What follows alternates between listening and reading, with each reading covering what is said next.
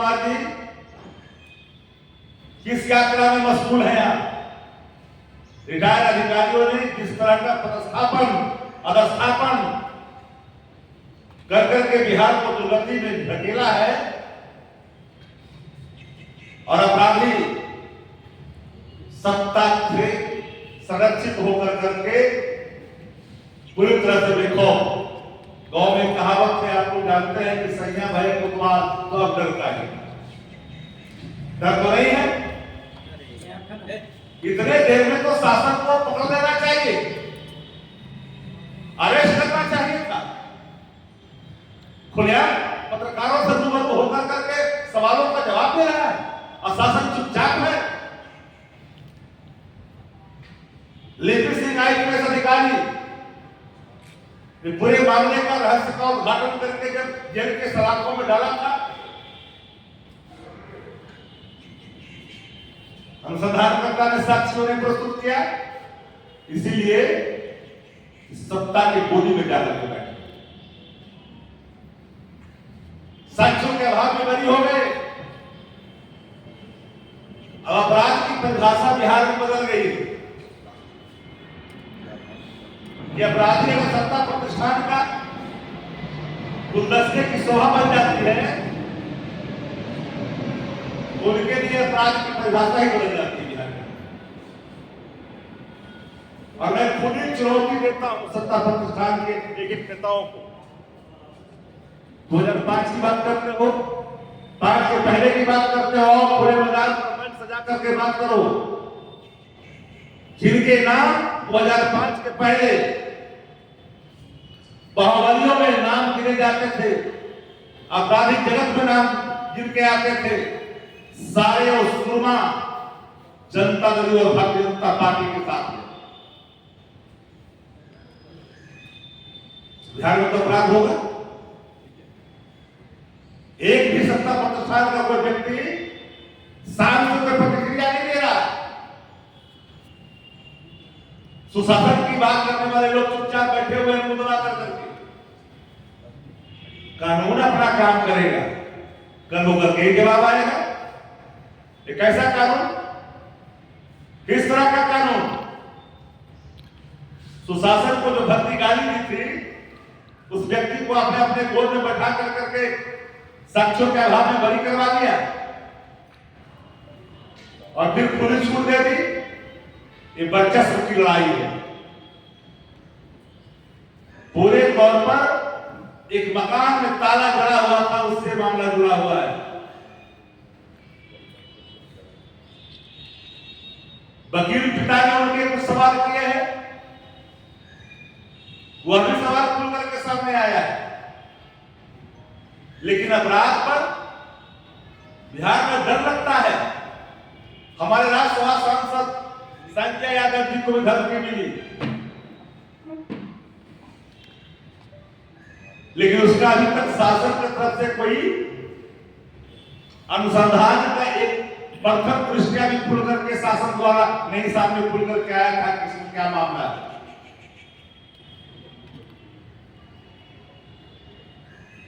लेकिन इनके लोग जो अपराध करने वाले लोग हैं, जो अपराध को बढ़ावा देने वाले लोग हैं, सबको आपने जेल वाइज सुरक्षा दे रखा है। AK-47 जो AK-47 चलाते हैं, AK-47 जो तांडव करते हैं, उनको आपने AK-47 का सुरक्षा दे रखा है।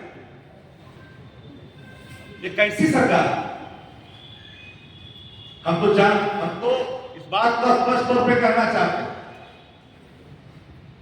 कि अपराध के सवाल पर नजरिया साफ होनी चाहिए। अपराधी किसी के नहीं होंगे, ना अपराधी की जात होती है। अपराधी एक समाज के लिए, एक राज्य के लिए एक खतरा होता है। ये बात माननी चाहिए। लेकिन जनता दल को इस बात का, भारतीय जनता पार्टी को इस बात का घमंड है कि हमारा सूचना जनसंपर्क विभाग इतना मजबूत है कि हम हर चीज को कवर कर लें। कैसे कवर कर लोगे? जनता के मन में जो बात बैठ रही है उसको कैसे निकाल दोगे? तो आज बिहार में कानून का राज समाप्त हो गया, नहीं है कानून का राज। और मैं आपको पहले ही कह देना चाहता हूं, इस पूरे मामले में कोई कार्रवाई भी नहीं होगी, क्योंकि सुप्रीम जो बॉस हैं वो दिल्ली बैठे हुए हैं। दोनों का सुध लेकर करके वो एक बड़ा बॉस दिल्ली बैठा है, दोनों को कहा शांत रहो, शासन कुछ नहीं करेंगे, हम देख लेंगे। दोनों नच रहे हैं सुपर बॉस के इशारे पर। जिन पर आरोप लग रहा है, जो आरोप लगा रहा है, दोनों, हमें लगता है कि आप लोग समझ रहे हैं बातों को, मेरी इशारा करना। और एक एक पत्रकार साथी यहां, ऐसा नहीं कि आपके सरकार या आपके सूचना तंत्र इतने कमजोर नहीं है कि आप कोई बात का पता भी नहीं, अंदाजा नहीं है। तो बिहार अपराध से करा रहा है, शासक अचेत है, शासक को ठंडा और गर्म की अनुभूति नहीं होती। दूसरे राज्य का मुख्यमंत्री होता, दूसरे देश का होता, तो एक क्षण भी ऐसे मुख्यमंत्री को अपने पद पर बैठने नहीं लोग देता। लेकिन सवाल यह है कि शासन चला कौन रहा है, तो शासन चला रहा है डीके बॉस।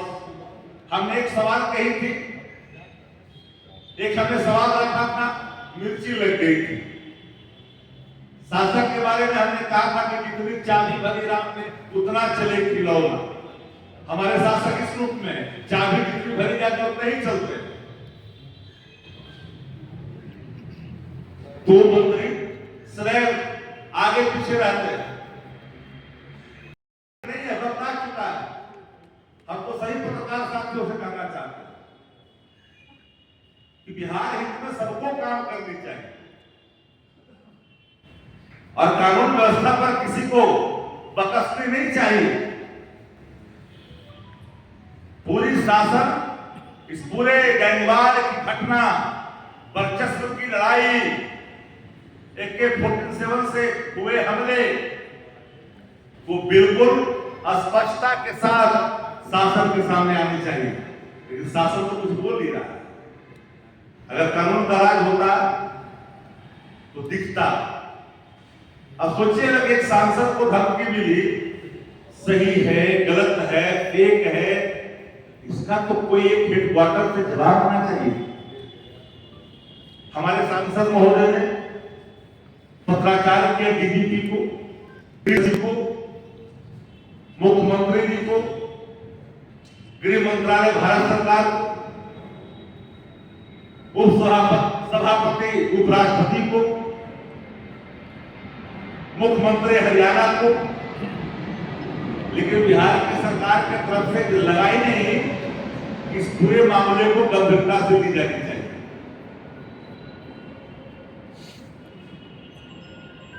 अगर आप अपराध को पार्टी के दृष्टिकोण से देखिएगा तो अपराध फिर अपराध रह जाएगा और फिर अपराध एक मजाक बन करके रह जाएगा। कानून व्यवस्था को बनाए रखना है तो अपराधियों के साथ कड़ाई के साथ पेश आनी पड़ेगी। लेकिन शासन कैसे कड़ाई के साथ पेश आएंगे? सत्ता बचाने के लिए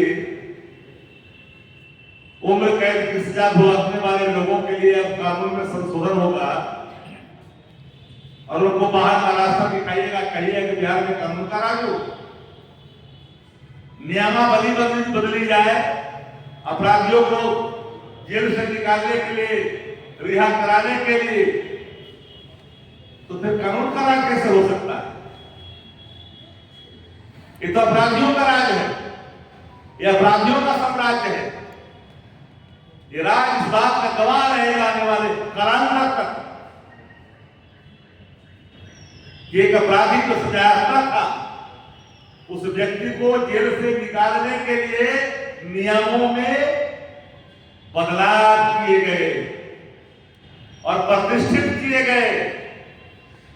सत्ता प्रतिष्ठान की तरफ से सरकार बचाने के लिए बड़े आवास किए गए। फर्स्ट टर्मर MLA को सम्मानित करने के लिए मिनिस्ट्री पुल का आवास दिया गया। अब कहते हो कानून का राज, ये कैसा कानून का राज? चाहे गोपालगंज का इलाका हो, बिहार का इलाका हो, ये कौन गैंगस्टर है जरा बताइए? भोजपुर का इलाका हो, कौन गैंगस्टर है? चलिए मोकामा से लेकर के बढ़िया तक के इलाका में कौन गैंगस्टर है? कौन अपराधी है? किस सत्ता, किस पार्टी से ताल्लुकात रखता है? लेकिन आपकी पुलिस कहां जाती है? आपकी पुलिस जाती है जाति देखकर। अपराधी की कोई जाति नहीं। आपकी पुलिस सूंघती है दारू को खाली, लेकिन दारू बिहार में कहां से आ रहा है इसको नहीं पकड़ती है। रोड पर लगा के, मशीन लगा करके उपलब्धता के आरोप में सेवन करने वाले व्यक्ति को सूंघ करके पकड़ करके पैसा लिया जाता है। अरे भैया माल कहां से आ रहा है? बड़े कंटेनर कहां से आ रहे हैं? वो सब अपराधी लोग करवा रहे हैं।